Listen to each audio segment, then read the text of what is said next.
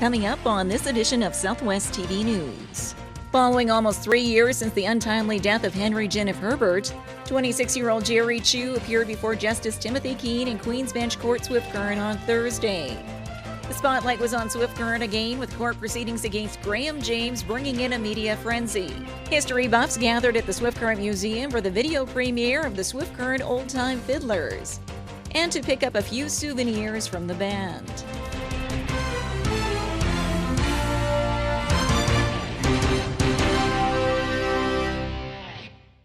Thanks for joining us here today.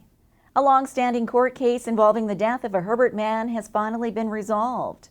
We have more in today's top story. Following almost 3 years since the untimely death of Henry Gin of Herbert, a 9-year and 4-month jail sentence has been handed down to the accused involved in his death. 26-year-old Jerry Chu appeared before Justice Timothy Keene in Queen's Bench Court Swift Current on Thursday. The Crown and the defense submitted a joint submission along with victim impact statements, which were read aloud by 2 of the victims' nieces, with the following recount of the investigation and details of the case. The case stems back to September 11th of 2013, when family members of 79-year-old Henry Gin of Herbert notified the Morse RCMP that he was missing. The investigation began, and after speaking with many Herbert residents, it was noted that Henry had not been seen since August the 24th. Then on September the 16th, Morse RCMP were called to the local restaurant by the stepmother of Jerry Chu. She told the RCMP that Jerry had confessed to her of the murder of Henry Gin. Chu was arrested and taken into custody. He then offered a map and directions to where the body of Mr. Gin was located. The RCMP then discovered his remains on September the 17th. At the time of his arrest, Chu told his stepmother and the RCMP that he and Henry had had a misunderstanding about a parked car in the back lane adjacent to the 79-year-old's home. The two had an altercation, and Henry was pushed to the ground and died. However, through the investigation by the RCMP, it was discovered that this was not so. That in fact, sometime between August the 15th and September 15th of 2013, Jerry Chu, who was wearing gloves, entered the victim's home late one evening with the intent to steal money. Mr. Gin awoke and came out into the main area of the home. Jerry and Mr. Gin struggled, and Henry fell to the floor and died.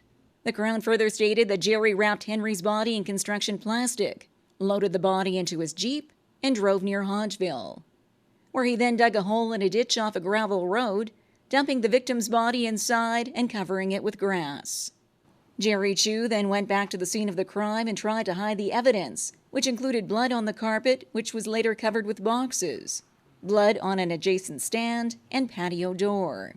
Chu then took Mr. Gin's post office key and collected his mail, applied for several credit cards in Mr. Gin's name, stole $5,200 in cash from the victim's home, and sold over $1,800 in international coins from the victim's collection to a pawn shop in Regina.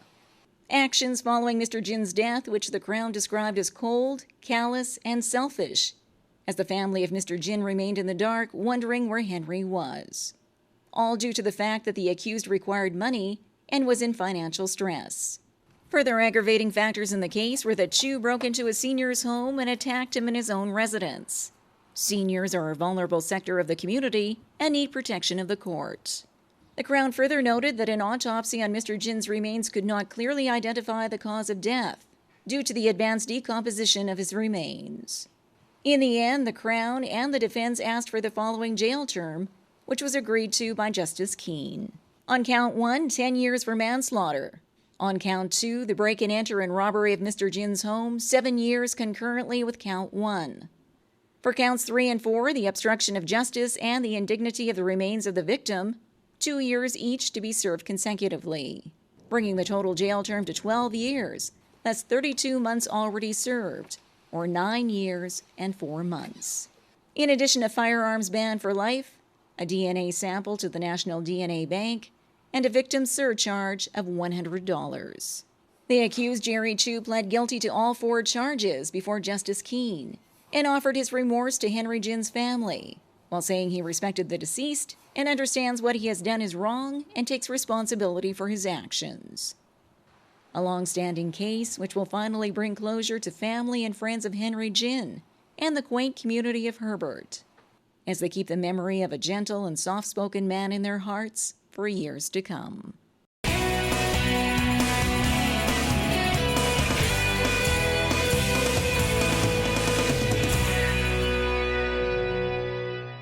Imagine a destination where you can enjoy world-class dining and unique accommodations. Take a leisurely stroll through streets filled with rich history while browsing for that perfect gift. Buy fresh produce from the farmers market and enjoy a range of cultural events while stepping back in time to learn more about Canada's Old West. Your summer destination is awaiting you in Maple Creek. For event listings and all things Maple Creek, visit our website.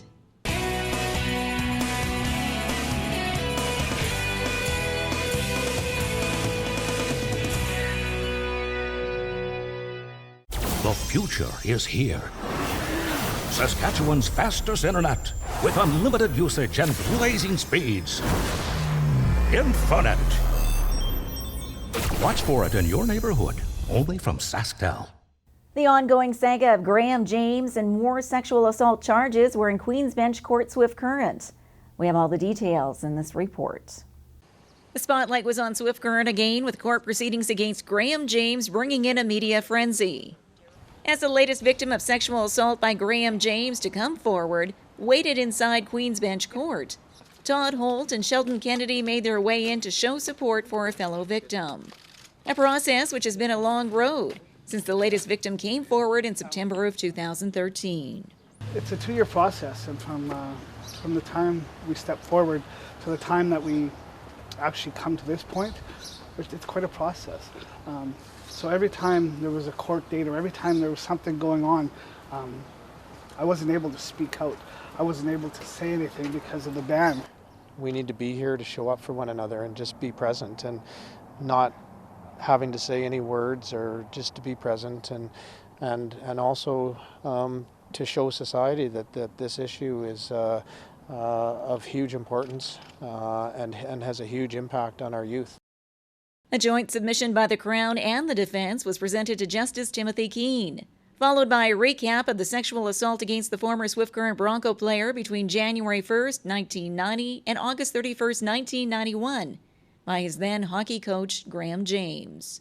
Following a guilty plea entered by 62-year-old Graham James via video conference call from a Quebec prison, a victim impact statement written by the latest unidentifiable male victim was read aloud in the courtroom by Justice Timothy Keene, which included a reflection of his broken dreams of becoming an NHL player, suffering in silence with his pain for 22 years, and calling Graham James his tormentor and demon. The judge then sentenced Graham James to an additional 2 years in prison to the 5 he's already serving for sexual assault charges against Todd Holt, Theo Fleury, and another unidentified victim. In addition, a lifetime ban on firearms, registration with the National DNA Bank, lifetime registry with the National Sex Offender Registry, and is prohibited from seeking employment or volunteer opportunities with any agency working with youth under the age of 16. A court sentencing which had the following response from the victim in his own words: "I don't have to worry about Graham James anymore. I can look forward and know justice has been served, and just look forward to the future." And despite a verbal apology to the victim, the Swift Current Broncos, and the city of Swift Current, few in the courtroom believed James's statement.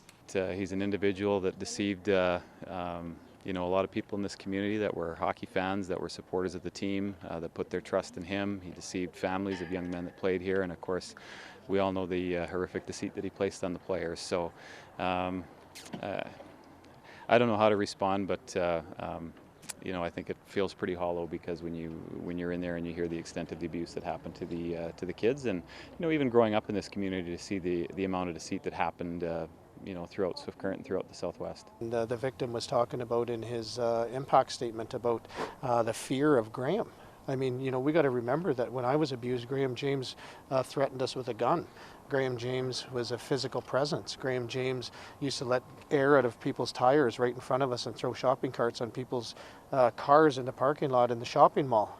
And as another chapter closes in the Graham James saga, with more time spent behind bars for his transgressions, Todd Holt offers this encouragement for others who may be a victim of sexual assault or other abuse.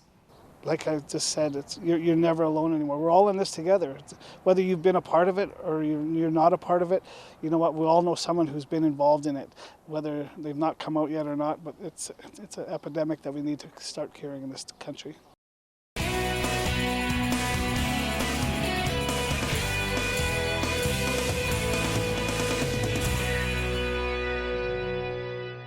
Another exciting season of Market Square returns to downtown Swift Current, featuring live entertainment, fresh garden produce, crafts, and other unique vendors. Market Square, every Saturday at the corner of Central and Chaplin. Proudly presented by the City of Swift Current and Standard Motors, along with Innovation Credit Union and Southwest TV News. The Swift Current Old-Time Fiddlers were in the spotlight as Southwest TV News and the Swift Current Museum premiered another video in our ongoing series, Stories from Saskatchewan's Great Southwest. History buffs gathered at the Swift Current Museum for the video premiere of the Swift Current Old-Time Fiddlers and to pick up a few souvenirs from the band. The video is another installment in the series Stories from Saskatchewan's Great Southwest. The walk down memory lane depicts the group's history and the impact the Swift Current Ensemble made to the old-time music scene and their monetary contributions to various projects. Buddy McEwen is one of the remaining band members and has fond memories of those days on the road. And I guess the one to Edmonton was a culmination. That probably the biggest one we ever went on. And of course, traveled to throughout Alberta, Lethbridge, and Calgary, Airdrie, up by Saskatoon, Prince Albert, Manitoba. It was fun. Larry Gould also spent many years with the Swift Current Old-Time Fiddlers playing fiddle and guitar, and says the group was just like one big family. Just a friendly bunch of nice people. Yeah, they're good. Really good people to know and travel with, you know. They were a nice bunch of guys. Really good. And gals, the gals too. An era of music which many fans in the crowd stated they enjoyed listening to over the years. In the 60s, we used to go to a lot of the dances out in different towns and that. And the Old-Time Fiddlers, I remember them. We'd go to the Legion to see them, and wherever they would go, we seemed to end up there, a lot of us. And we liked the music because the fiddles was a big thing. The video also brought back many fond memories for the family of former band members. Stuart Wells recalls how his dad Archie was involved with the Swift Current Old-Time Fiddlers and the good time he had with the local band. He just loved it. He was one of those guys who was a local community musician who played at all the schoolhouse dances and whatnot in the local area. And then that had started to die out by the mid-1960s, around there, just at the time people started to get together around Swift Current, which evolved into the Swift Current Old-Time Fiddlers. And so he loved the road trips, he loved the practicing, he loved the visiting, he just loved everything about it. And so if they were away for the weekend or away for a longer trip, we would hear all the stories for the whole next week at home. An integral part of Swift Current's history, which Buddy McEwen believes is important to keep alive for future generations. It informs some of the younger people what went on in Swift Current back in those days, in the 50s and 60s, and that we had music and stuff to entertain ourselves, and that lots of people would enjoy coming out for an evening of dancing or just to listen to music. The profile on the Swift Current Old-Time Fiddlers is one of a 6-part video series produced in cooperation with the Swift Current Museum and Southwest TV News.